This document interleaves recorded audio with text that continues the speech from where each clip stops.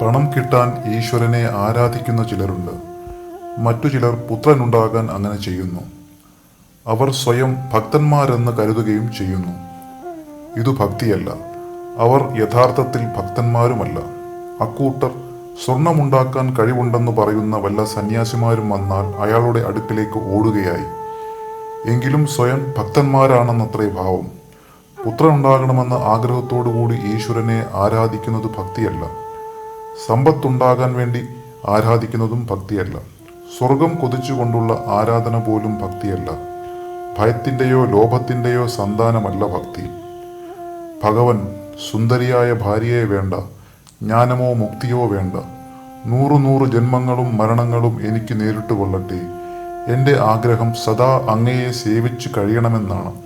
ഇങ്ങനെ പറയുന്നവനാണ് യഥാർത്ഥ ഭക്തൻ.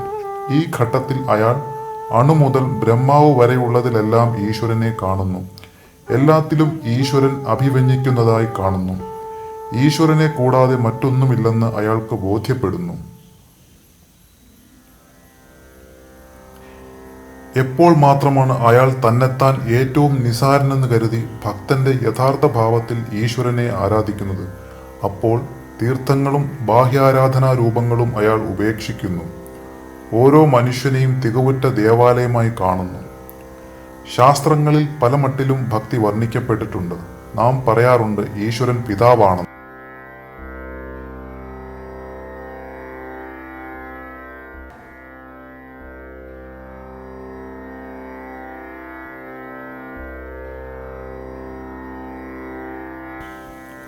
അതിനാൽ ഒരു തരത്തിൽ ഈ പേരുകൾ ന്യായങ്ങളാണ്. ഈ വാക്കുകൾ സ്നേഹപ്രകാശകങ്ങളാണ്. യഥാർത്ഥ ഭക്തന് ഈശ്വരനോട് തോന്നുന്ന തനി സ്നേഹത്തിൽ നിന്ന് ഉണ്ടായതാണ്. രാസലീലയിലെ രാധാകൃഷ്ണന്മാരുടെ കഥയെടുക്കുക.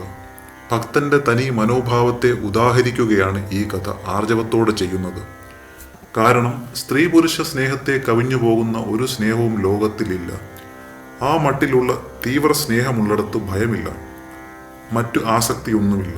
ഉള്ളത് ഒരേ ഒരു ആസക്തി മാത്രം. അത് രണ്ടുപേരെയും അഭിവാജ്യവും ഏകദാനവുമായ ഒരു കെട്ടുപാടിൽ പെടുത്തുന്നു. മാതാപിതാക്കന്മാരോടുള്ള സ്നേഹത്തോടു കൂടി തന്നെ അവരോടുള്ള ആദരവിൽ നിന്നുണ്ടാകുന്നൊരു ഭയമുണ്ട്. ഈശ്വരൻ എന്തെങ്കിലും സൃഷ്ടിച്ചോ ഇല്ലയോ എന്ന് നാം തിരക്കുന്നതെന്തിന്? അവിടുന്ന് നമ്മുടെ രക്ഷകനാണെന്ന വസ്തുതയുമായി നമുക്ക് എന്തു ബന്ധമാണുള്ളത്? അവിടുന്ന് നമ്മുടെ പ്രേമഭാജനമാണ്. ഭയലേശമില്ലാതെ അവിടുത്തെ നാം ആരാധിക്കണം. മറ്റ് ആഗ്രഹങ്ങളൊന്നുമില്ലെങ്കിൽ ഒരുവൻ ഈശ്വരനെ മാത്രമാണ് സ്നേഹിക്കുന്നത്. മറ്റൊന്നിനെക്കുറിച്ചും വിചാരമില്ല. ഈശ്വരനെ ചൊല്ലി ഭ്രാന്ത് പിടിച്ചിരിക്കുകയാണ് അയാൾക്ക്. ഒരുവന് തൻ്റെ പ്രേയസിയോടുള്ള സ്നേഹം ഈശ്വരനോട് നമുക്കുണ്ടായിരിക്കേണ്ട സ്നേഹത്തെ ഉദാഹരിക്കുന്നു. കൃഷ്ണനാണ് ഈശ്വരൻ. രാധ അവിടുത്തെ സ്നേഹിക്കുന്നു. ആ കഥ വർണ്ണിക്കുന്ന പുസ്തകങ്ങൾ വായിച്ചാൽ ഈശ്വരനെ എങ്ങനെ സ്നേഹിക്കണമെന്ന് കൽപ്പന ചെയ്യാം. എന്നാൽ എത്ര പേർക്ക് ഇതറിയാം?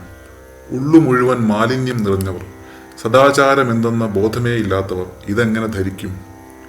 പ്രാപഞ്ചിക ചിന്തകളെ മനസ്സിൽ നിന്നോടിക്കുമ്പോൾ, സദാചാരത്തിൻ്റെയും ആധ്യാത്മികതയുടെയും ശുദ്ധമായ അന്തരീക്ഷത്തിൽ ജീവിക്കുമ്പോൾ അനഭ്യസ്ത വിദ്യർക്ക് പോലും ഏറ്റവും സൂക്ഷ്മമായ ചിന്തകളും ഗ്രാഹ്യമാകും.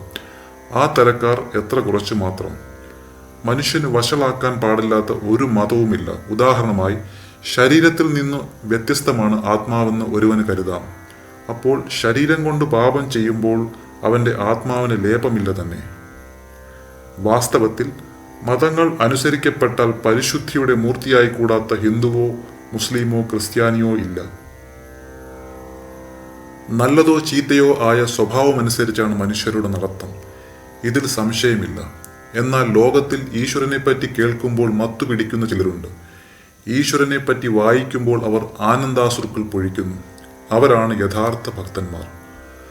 മതപരമായ വികാസത്തിന്റെ തുടക്കത്തിൽ ഈശ്വരനെ തന്റെ പ്രഭുവെന്നും സ്വയം അവിടുത്തെ കിങ്കരനെന്നും മനുഷ്യൻ കരുതുന്നു. അനുദിന ജീവിതാവശ്യങ്ങൾ നിറവേറ്റിത്തരുന്നത് കൊണ്ടും മറ്റും ഈശ്വരനോടുള്ള കടപ്പാടിനെക്കുറിച്ച് അയാൾക്ക് ബോധമുണ്ടാകുന്നു.